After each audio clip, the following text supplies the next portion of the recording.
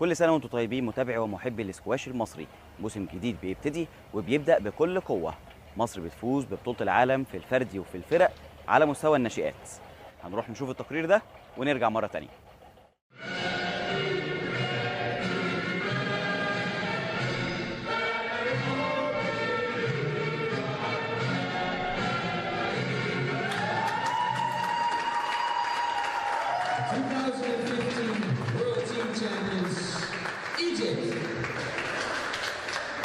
استمر الاحتكار المصري لبطولة العالم للناشئات وواصلت مصر سيطرتها في البطولة. في مسابقة الولاد خسر يوسف سليمان النهائي قدام البيروفي دييجو إلياس، واللي فاز بالبطولة للمرة الثانية على التوالي بعد ما كانت البطولة مصرية 8 مرات متتالية من سنة 2004 ولحد 2013. لكن على مستوى البنات نص نهائي البطولة كان فيه 4 لاعبات من مصر، نوران جوهر وحبيبة محمد وسلمى هاني ومريم متولي، وقدرت نوران جوهر إنها تفوز بالبطولة بعد ما فازت على حبيبة محمد في النهائي، نتيجة مقلوبة لنهائي 2014 واللي فازت فيه حبيبة على نوران. نوران بقت سادس بطلة عالم للناشئات مصرية بعد أمنية عبد القوي ورنيم الوليلي ونور الشربيني ونور الطيب وحبيبة محمد. نوران كمان قدرت تفوز مع زمايلها في المنتخب حبيبة وسلمى ومريم ببطولة العالم للفرق للمرة الخامسة على التوالي لمصر والثانية على التوالي ليها هي شخصيا، بعد ما شاركت هي وحبيبة ومريم مع نور الشربيني في الفوز ببطولة الفرق في 2013. خامس بطولة عالم فردي ناشئات مصرية على التوالي، والبطولة التاسعة في آخر 10 نسخ. نوران جوهر بقت سادس مصرية تفوز ببطولة العالم في الفردي، وخامس مصرية تجمع ما بين الفردي والفرق. نوران مبروك. الله يبارك فيك. عمر مبروك. الله يبارك فيك. شكرا عمر. حققتي ده ازاي؟ طبعا ده احتاج مجهود جامد جدا. بطولة العالم دي بطولة العالم دي بتعتبر يعني هي أكبر بطولة وأكبر تارجت لأي لاعب ناشئ يعني، وبتبقى في آخر السيزن، بتبقى في جون. احنا السيزن بيبتدي يعني في سبتمبر مثلا، فدي بتبقى شغل طول السنة بيتحدد على البطولة دي، والواحد طول السنة بيفضل بيتمرن جامد جدا عشان يعمل حاجة كويسة في البطولة دي. كنت بتتمرني قد ايه؟ يعني عشان تجهز لأي بطولة لازم تبقى حاطط بروجرام من الأول، وطبعا عمر يعني كان قبليها بشهرين مثلا كنا محضرين بروجرام معين ويعني بريسايز جدا، اللي هو هتعملي كذا اليوم كذا، وهتاكلي كذا، هتشربي كذا، هتمرني وقت قد كذا، يعني كل حاجة كانت متنظمة جدا عشان أعرف أنجح يعني في البطولة. عمر، التعليق احسن ولا التدريب؟ لا انا بعملها هوايه كده بس دي شغلتي. انا كنت لعيب سكواش وبعدين دلوقتي بمرن منتخب مصر وبمرن نوران، وعندي شويه لعيبه يعني. ونوران لا عشان توصل السؤال اللي انت كنت تساله يعني، عشان توصل اللي هي عملته ده يعني، السنه اللي فاتت خسرت في الفاينل من حبيبه بطله كبيره طبعا، وكان ماتش صعب جدا. حبيبه كانت عملت مفاجاه كبيره السنه اللي فاتت انها كسبت نور الشربيني اللي هي واحده من اساطير الجونيورز يعني في العالم. ونوران السنه دي استعدت من فتره طويله يعني، بدات الاول حاجه بالبريتش اوبن تحت 19 سنه، وده اكبر تايتل في الناشئين بعد بطوله العالم. وقدرت انها تجمع ما بين بطوله العالم والبريتش اوبن في نفس السنه، ودي هي دي الحاجه الكبيره انك تكسب الاثنين يعني. يمكن هي بس، والولد دييجو برده كسب اندر 19 وكسب بطوله العالم، الولد مجننا ده بس.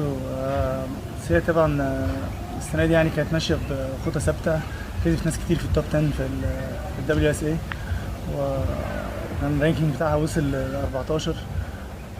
يعني كانت انا مش ما كنتش اكسبكتد، بس كنت عارف ان مثلا السيمي فاينل وماتشات منتلي صعبه جدا، بس سكواش وايز انا كنت عارف ان ان شاء الله تكون قد الموضوع. هي القصه كلها كانت حاجه نفسيه يعني، لو تقدر تكسرهم وتقدر تكسر المومنت، القصه بتاعت المنتل ده، لان مصريين كتير بيلعبوا مع بعض وبتبقى الموضوع صعب جدا.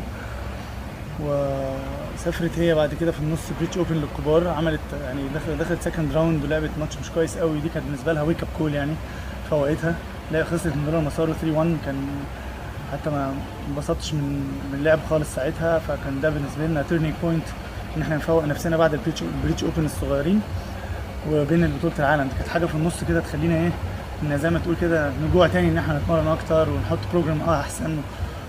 فكان ليه سيكونس معين، وكان تارجت ان هي توصل لده، كان حلمها يعني، وانا كان نفسي، وهي فعلا كانت قد المسؤوليه، وهي بروفيشنال جدا، وانها قدرت تعمل ده يعني ما شاء الله. بعد بريطانيا كان في بطوله اسكندريه ونيكول، اسكندريه بعد البيتش اوبن يعني طبعا لورا مسارو اللعيبه جامده جدا اللي هي كانت بطلة عالم يعني، بس هو الفكره كان الاداء نفسه في اللعب ما لعبتش كويس خالص. بتتكلمي على بيتش اوبن؟ الكبار. وبعدين جت بعديها على طول انا يعني عندي امتحانات وبتاع، وفي نفس الوقت كان في بطولة اسكندريه، والدرو بتاعي يعني ما كانش حلو قوي، بس كان عندي نيكولو كان اول مره اخش العب معاها، ولحد ما لعبت ماتش كويس جدا، وانا ما كنتش متوقعه يعني عشان ما كنتش بتمرن التمرين الكافي اللي يخليني يعني اعمل ماتش كويس، بس عارف لما تبقى داخل وجعان ونفسك توري الناس لا اللي انا كويس، وده اداني ثقه شويه حتى لبطوله العالم، اللي انا اذا قدرت العب لعب حلو كده مع نمره واحد على العالم يبقى اكيد انا كويسه وممكن اعمل حاجه كويسه في البطوله، بس حاجه كويسه. الماتش ده مع نيكول وبعدين بطوله العالم للناشئات، شايفه الموسم الجاي ازاي WSA؟ هو طبعا يعني حاول احقق حاجه كويسه يعني، والتارجت يعني اللي انا اخر السنه دي ابقى دخلت توب 10. عندنا بطولات كتير يعني، حاطه اسمي في بطولات كتيره جدا، واولهم خلاص الشهر الجاي الصين وماكاو، وبس نحاول يعني ان شاء الله اعمل حاجه كويسه. خلينا نرجع لبطوله العالم، اللعب قدام مريم وحبيبه وبعدين اللعب مع مريم وحبيبه.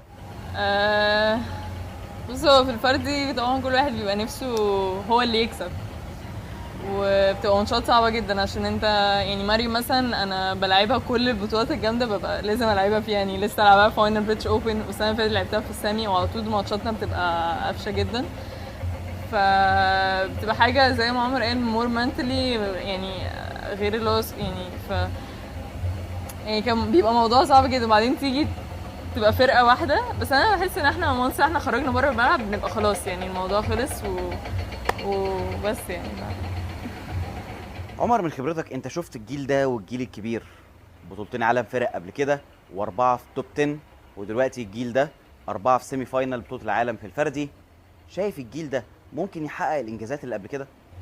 هو هيتكرر فيري سون خلاص يعني نوران وحبيبه ومريم وسلمى كان معاهم يسرب وطلعت تحت هانيا وفي ميار وفي يعني لا الفريق ده جامد جدا يعني، كسبانين بطولات عالم 3 لوف كتير في الناشئين، فانا بتتكلم عن جيل قوي جدا واوريدي بيكسب ناس من التوب 10 دلوقتي في اللي موجودين، امنيه ورنيم ونور طبعا دول اخواتهم الكبار وبيشوفوهم بيعملوا ايه وبيشوفوا البطولات اللي بيختاروها وبيتعلموا منهم كل حاجه، فدي طبعا هي دافع عليهم. وفي حاجه مميزه جدا ان واحد زي رنيم الوليد ان شاء الله ربنا يوفقها تبقى واحد على العالم فيري سون، يعني ما عندهاش مشكله تلعب تتمرن معاهم كلهم، تتمرن مع نوران، تتمرن مع اي حد، تتمرن مع ميار، بتخش تتمرن مع اي حد، فدي ميزه طول عمرها في مصر. يعني انا كنت بتمرن وانا صغير بتمرن مع عمرو شبانه، كان عندي تشانس ان اتمرن مع عمرو، اتمرن مع كريم درويش، فهي دي الحاجات اللي بتخلي الموضوع يفضل متواصل، فدي ادفانتج نفسي ما ننساهاش، نفسي اولياء الامور بس بتوع الولاد الصغيرين ما ينسوهاش، ان هي ايه ده ابني بيكسب خلاص مش هيلعب مع حد، ما فيش حاجه اسمها كده، بيلعبوا مع اي حد، وامنيه بتلعب مع كلهم بيلعبوا مع اي حد. 4 بنات في التوب 10 و4 بنات في نص نهائي بطولة العالم فردي ناشئات، ليه الاسكواش المصري متفوق عالميا؟ بص بتسال السؤال ده يوم يوم لا يعني بس الاسكواش المصري من وجهه نظري فيه 2 بوينتس، احنا الكومبيتيشن عاليه جدا، يعني انت بتخش بطوله زي بطوله الصيد، انت جيت واتفرجت بطوله زي بطوله الصيد او بطوله الاهلي بطوله محليه، شوف الدرو تحت 13 سنه تلاقي فيه 64 واحد، كل واحد معاه مدرب ومعاه اهله جايين نفسهم ان هو يكسب وبيشوفوا ماتش الساعه كام ويروح ياكل ويرجع، يعني هو اوريدي عايش حياه البروفيشنال، عنده 12 11 سنه، فاكيد من الكومبيتيشن العاليه جدا دي هيطلع 10 ال10 دول جامدين من كل سنه، 1 2 ان انت عندك النو هاو، عندك الطريقه، شفت عندك بطل العالم، عندك ناس اكبر ثانيه، شفت كريم دويش نمره 1 على العالم، عمرو شبانه كان نمره 1 على العالم، رامي عاشور احسن واحد لابس كاش في العالم، يعني عندك ناس كتيره، شورباجي دلوقتي نمره 1 على العالم لسه صغير خالص ما شاء الله، فعندهم الطريقه اللي يمشوا فيها، يعني فاهم، طريق ممهد. بس نوران مبروك، وان شاء الله تواصل الانجازات ديت والموسم الجاي يبقى احسن من الموسم ده. مبروك عمر، يلا قوم نتدرب. شكرا.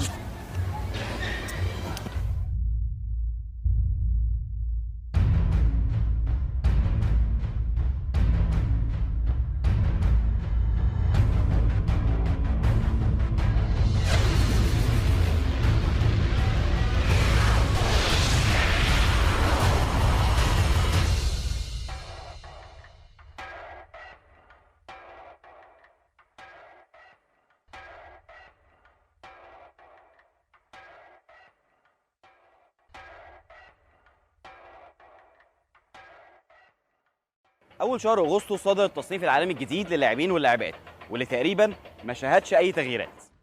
على مستوى الرجال ضمن أول 200 لاعب على مستوى العالم 3 لاعبين وصلوا لأعلى رانكينج ليهم الشهر ده، مازن هشام 22، شهاب عصام 101، أحمد عفت 190.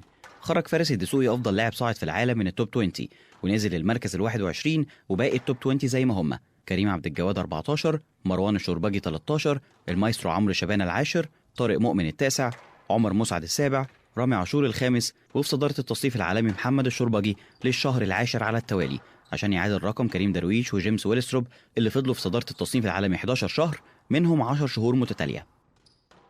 طبعا ان انا ابقى رقم 1 على العالم الشهر العاشر على التوالي دي طبعا حاجه افتخر بيها، بس تحط عليا طبعا ضغط اكبر ان انا محتاج اتمرن اكتر، خصوصا السيزون الجديد هيبدا خلاص شهر 9، اول بطوله عندي هتبقى في شنغهاي. فان شاء الله لعبت السيزون حلو السنه اللي فاتت واخدنا رقم 1 على العالم، وان شاء الله بعمل اللي عليا ان انا احاول ان انا احافظ على الترتيب ده واعمل سيزون ان شاء الله كويس تاني. على مستوى السيدات وصلت ياسر عادل لاعلى رانكينج بالنسبه لها على الاطلاق ال26 على العالم، كمان ميار هاني وصلت للمركز 67، هانيا الحمامي 77، منى ناصر 78، ندى عباس 117، امينه يسري 137، وهنا معتز ومنى حامد 161. التوب 20 زي ما هم: حبيبه محمد 19، نوران جوهر 15، وفي التوب 10 نوري الشربيني الثامن، أمنية عبد القوي السابع، نور الطيب الخامس، ورنيم الوليلي في المركز الثاني مؤقتا.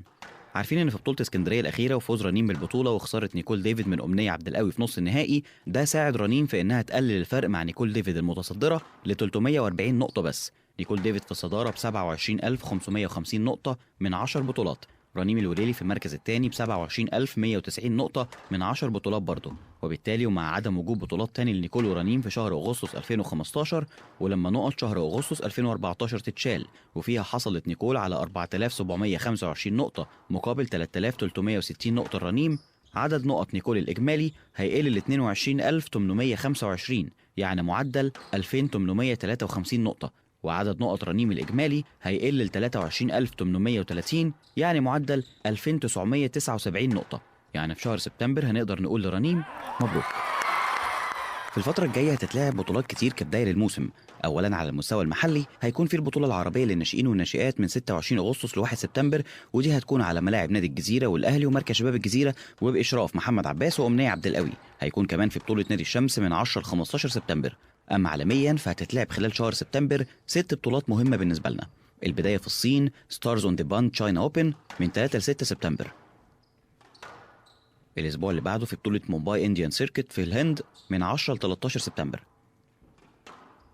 بعدها على طول بطولة تشارلزفيل اوبن في أمريكا من 16 ل 19 سبتمبر. بطولة ماكاو المفتوحة من 17 ل 20 سبتمبر.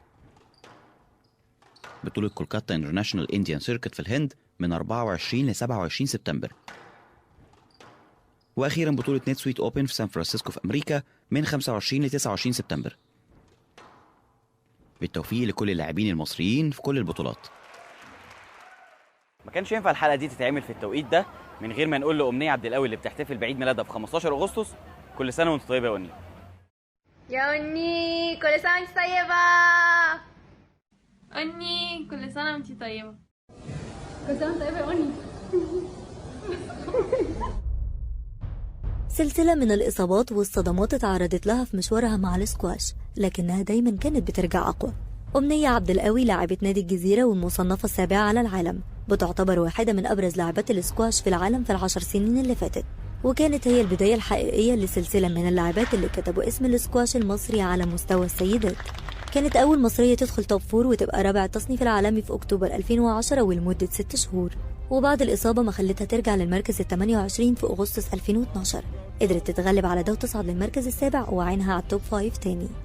أمنية كانت أول مصرية توصل نهائي بطولة العالم ناشئات في 2001، وأول مصرية تفوز بالبطولة في 2003، أول مصرية توصل نهائي بطولة العالم للكبار في 2010، الإنجاز اللي اتكرر لكنه ما اتحطمش وما فيش أي مصرية فازت بالبطولة لحد دلوقتي. منتخب مصر حصل على بطولة العالم في الفرق مرتين والفضية مرة والبرونزية مرة، وكانت هي ضمن الفريق في ال4 مرات. دورها كان رئيسي في فوز مصر بالبطولة في 2012 بعد ما فازت في الماتش الفاصل على الإنجليزية جيني دانكال. أمنية أول مصرية توصل نهائي بطولات هونغ كونج المفتوحة وكليفلاند كلاسيك وماكاو. وزي ما عودتنا طول الوقت بعد الصدمات بترجع أقوى. ورغم كل الظروف اللي مرت بيها وخروجها من الدور الأول في بطولة بريطانيا المفتوحة الأخيرة، قدرت تكسب نيكول ديفيد في نص نهائي بطولة اسكندرية الدولية في يونيو اللي فات، ووصلت لنهائي البطولة اللي خسرت فيه من رنيم الوليلي. فوزها على نيكول ممكن يكون هو سبب نزول اللاعبة الماليزية من على قمة تصنيف اللاعبات المحترفات لأول مرة بعد أكتر من 9 سنين، ورجوع أمنية للمنافسة على دخول التوب 5 مرة تانية. أمنية عبد القوي، كل سنة وانت طيبة. ولو في يوم راح تنكسر لازم تقوم واقف كما النخل باصص للسما ولا انهزام ولا انكسار ولا انهزام ولا انكسار ولا خوف ولا حلم نابت في الخلا. بكده تنتهي حلقه النهارده من ايجي سكواش. سؤال حلقتنا هو مين اول مصري يفوز ببطوله العالم فرد رجال في الاسكواش؟ ابعتوا لنا اجاباتكم، والاجابه الصح هنقول اسم صاحبها في الحلقه الجايه. لو الحلقه عجبتكم اعملوا لايك وشير او فيفورت وريتويت، ولو ما عجبتكوش اعملوا ريبلاي او كومنت وقولوا لنا ايه اللي ما عجبكوش فيها. اشوفكم في الحلقه الجايه من ايجي سكواش.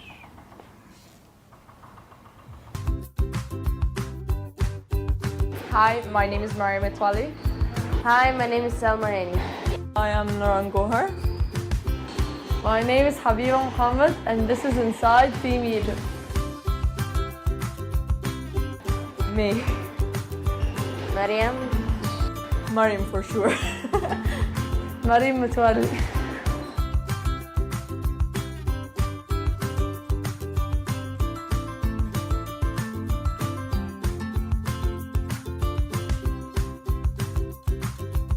When I'm talking to someone and then I fall asleep in the middle of a serious conversation. I think I can sing when nobody think I can. I can eat like frozen yogurt for 2 weeks. I'm the worst singer ever.